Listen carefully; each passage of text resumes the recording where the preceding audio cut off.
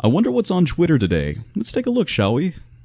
I liked Andrew Yang, then read with amazement he'd worked with 4chan. He should be and probably is under FBI investigation, working with Pepe and misogynists, Andrew Yang. Expect to see me and your other victims oppose you. It's gonna be a long 2 years, isn't it?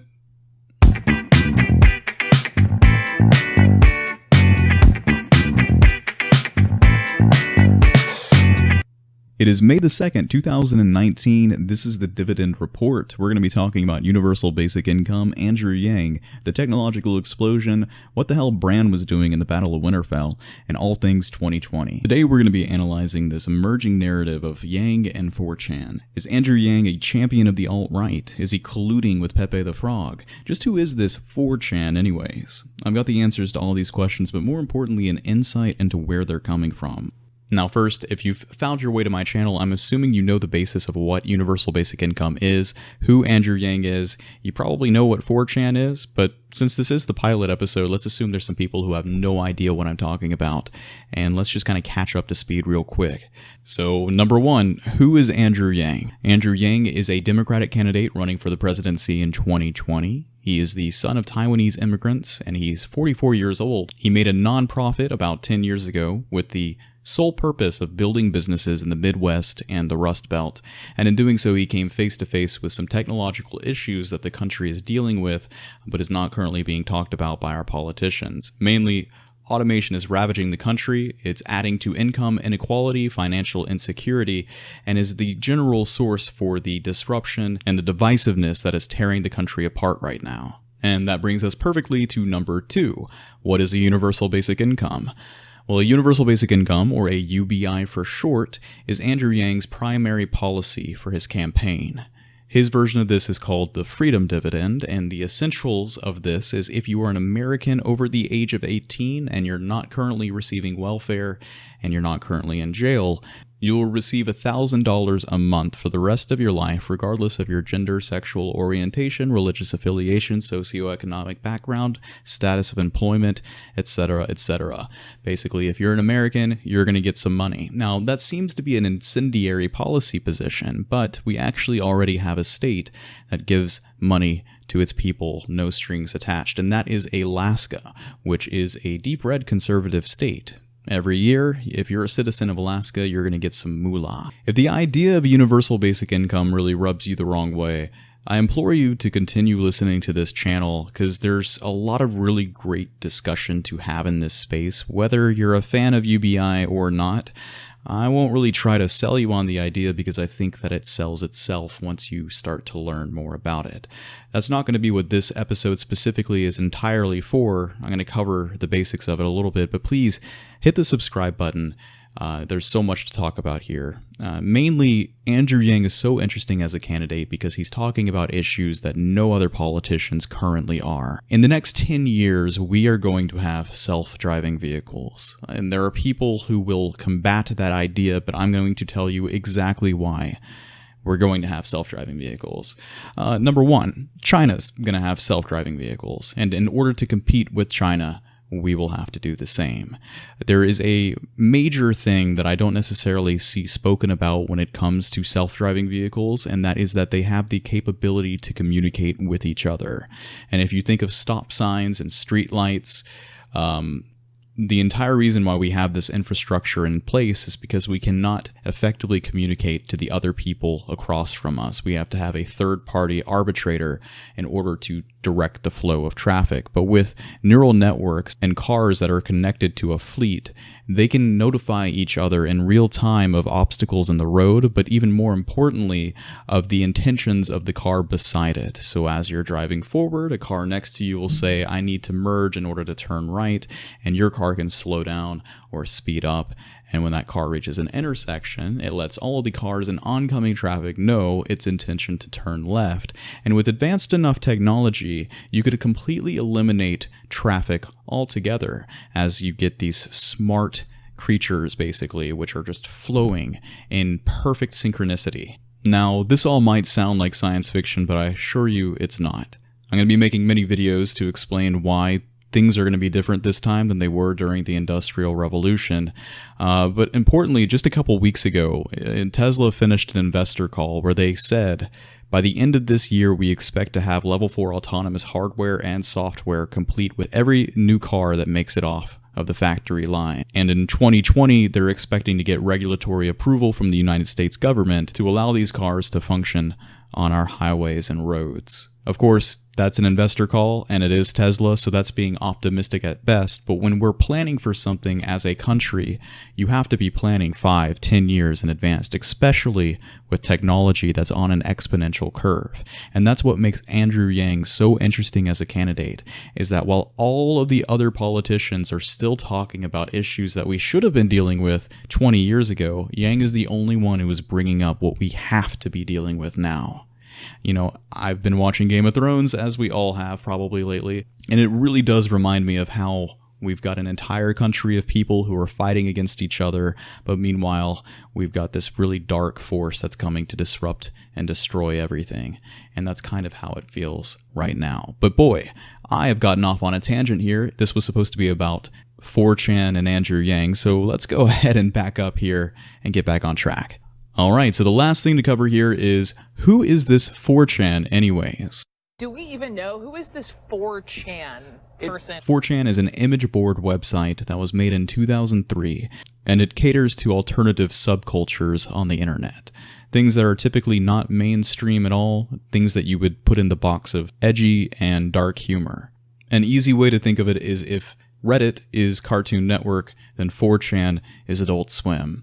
The format of the website is very visual. Threads will begin with pictures and a accompanying text, and you'll typically just see people posting reaction photos, videos, GIFs, and memes. Now, with that being said, trying to pin any sort of specific ideology to this website is a fool's errand. They're notorious trolls. They really just get off on frustrating people. In order to understand 4chan, we're going to have to understand a little bit of terminology. The first piece of terminology is the word troll. A lot of people think that it's referencing the mythological creature troll, the thing that lives under a bridge. But in early internet culture, trolling was actually being used from the verb to troll, meaning to drag something behind a boat or a type of vehicle. Trolling has really been conflated with harassment and cyberbullying.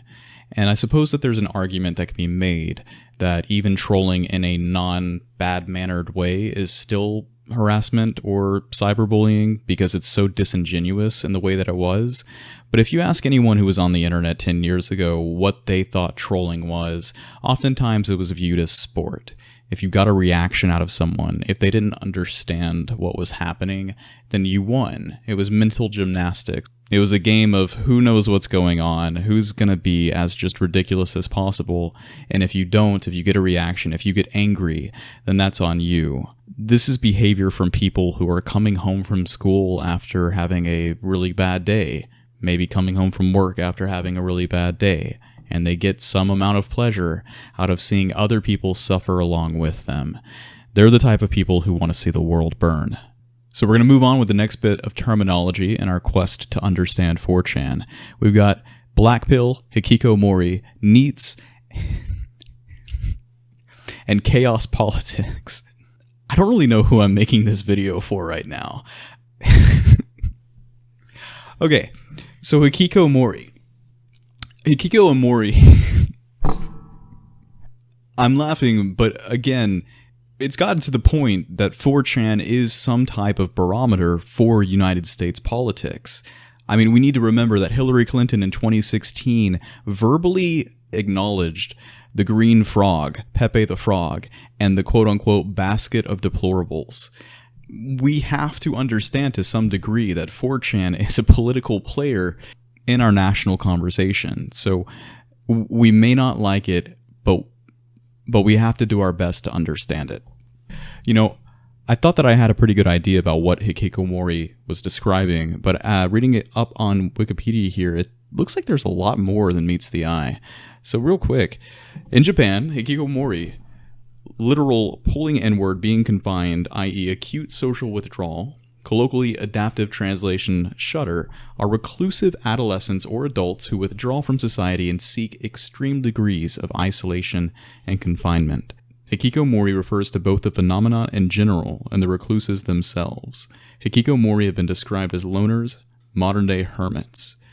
Estimates suggest at least 500,000 Japanese youth have become social recluses, as well as more than 500,000 middle-aged individuals. So we get the gist. It's social recluses, but hikikomori is a actual condition that they talk about in Japan, and it's affecting a lot of their youth. And there's reason to believe that we're dealing with the same issue here in America. Now, specifically on 4chan, they would describe themselves as NEETs, the people who are socially recluse. That stands for not in education, employment, or training. I'm not saying that everyone who frequents 4chan is a NEET, but the term NEET is important to understand in order to see exactly what kind of narrative is being spun about Andrew Yang. So the next important term to know is chaos candidate. This ties into NEETs and hikikomori because specifically the type of people who are spending their time on 4chan are more likely the type of posters to run this chaos candidate, chaos politics idea. The last term is black-pilled. Typically, NEETs will say, after a certain amount of time being out of the workforce, out of training, out of education, their chances are they're not in a relationship, their social life is kind of suffering, they'll often get to a point of severe jadedness. And they'll say that they've taken the black pill. You know, if you've ever seen Matrix, you've got the blue pill and the red pill. You take the blue pill, you stay in the simulation. You take the red pill and you awaken, you fulfill your destiny. You don't want to be black-pilled. Being black-pilled means that you have gone so far off into a cynical, jaded personality that you can't really come back from it. And this is where the personalities of 4chan can really kind of go from that edgy, dark humor type to, I want to see the world burn. One, it shouldn't be surprising to anyone that NEETs and hikikomori would be excited about possibly getting $1,000 a month. But two, Yang can also fill in for the spot of the chaos candidate. If you don't know much about universal basic income, and if you happen to believe that hyperinflation would occur, if you happen to already be against any types of social spending, then the concept of giving everyone $1,000 a month right off the bat could be viewed as incredibly destabilizing. And if you're an accelerationist, what better way to get to collapse than to destabilize the country with a universal basic income? Now, I've read the reasoning that has been given from this side of the aisle on, or at least this specific type of accelerationism, as to why universal basic income would lead to collapse, and it's largely unfounded by all the research that I've done. I've spent too much time on this for today's episode, I think, but perhaps in another episode I'll go further into why universal basic income is not what these people are making it out to be. Interestingly enough, though, from what I've seen on Twitter, the people who have really kind of taken the mantle of the meme lord, and they've been trying to push the chaos candidate of Andrew Yang forward, I think that there's actually been some amount of transition for them into an unironic amount of support. Because this is how it kind of happens. When you first learn about universal basic income, the initial response is one of disbelief. There's no way that could happen. But the more and more that you look into it, and the more you've seen places where it's worked, the more and more that you understand how the technological expansion phase that we're currently going through is disrupting life as we know it, it starts to become something that you'd at least like to believe in as a utopian idea. But it's a very real idea. And I think more and more, as Andrew Yang is making himself known, this is becoming something that people of all types can rally behind. So, is it completely disingenuous to say that Andrew Yang has support from the alt-right? Yes.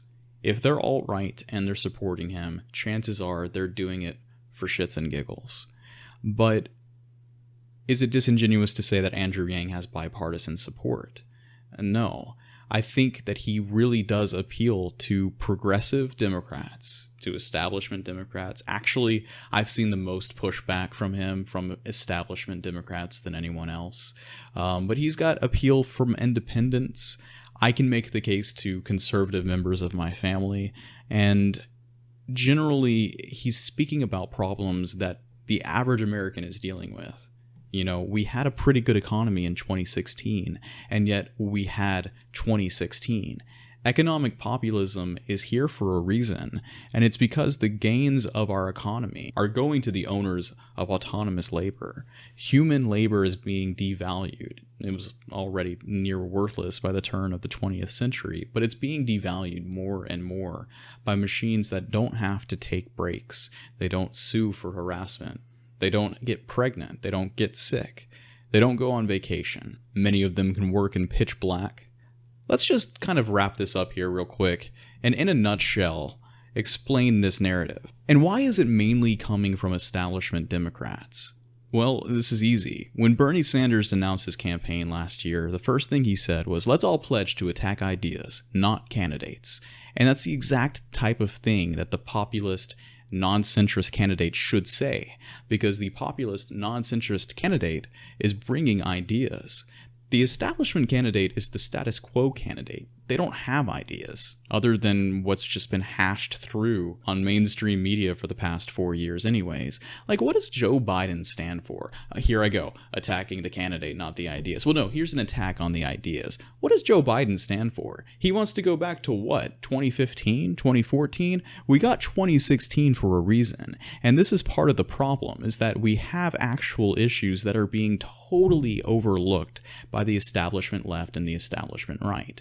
Now, the establishment right doesn't exist anymore. They fell in behind Trump, and say what you want about that, but that's what a political party needs to do.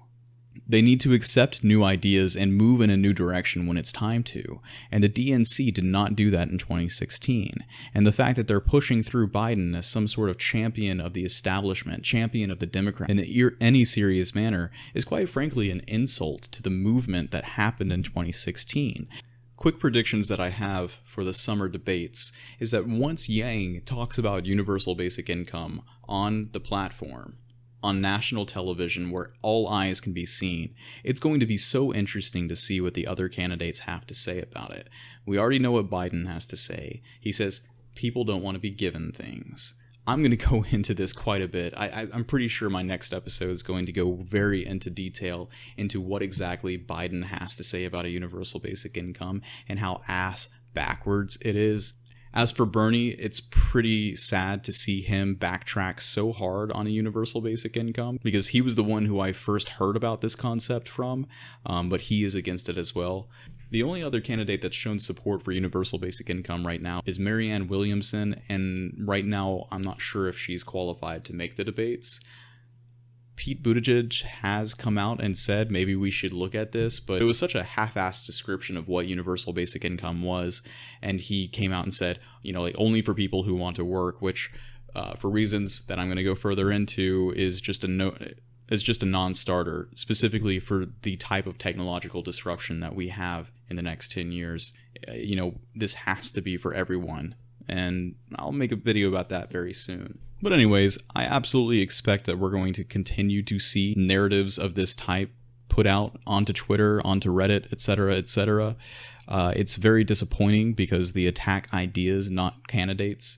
It might work for the other candidates, but Yang shows some serious potential. And whether it's subconscious or not, people are responding to that potential. People who don't want to see him in the debates. Because think about it.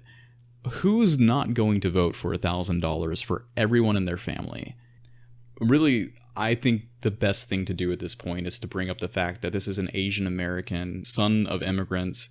He talks about how he was bullied in his past, and he was called racial slurs, but he has a respect for the underdog because of where he came from, and that he really does see the issues that the country's facing. And ultimately, it's not an alt-right policy to give $1,000 to every single person in the country. regardless of their ethnicity, their sexual orientation. That's not something that an alt-right supporter would be behind, unless they're ironically trying to be behind it for some sort of alternative purpose. And if that's the case, you can't paint Yang as being disingenuous or being a bad faith actor on the presidential stage. Boy, this is my first video, and I have no idea how well I've done or not. If you would, please leave some feedback in the description. First, subscribe, hit the bell button, head over to my Patreon page. No, I haven't even set that up yet. I'm hoping for universal basic income for a reason, because I'd love to be a creative type of person and put this out there. I'd like to give just a quick thanks to the amazing support that I've gotten from the Yang Gang community. There are some real deep thinkers that are coming out of the woodwork with Yang's campaign being announced, and it's been absolutely amazing the types of conversations that I've been having in just the past couple of weeks. You guys are really making it work. I think together we're going to make amazing things happen for the universal basic income movement. So yeah, how do YouTube videos end? Do I need like a graphic? Do I need to have like a sign off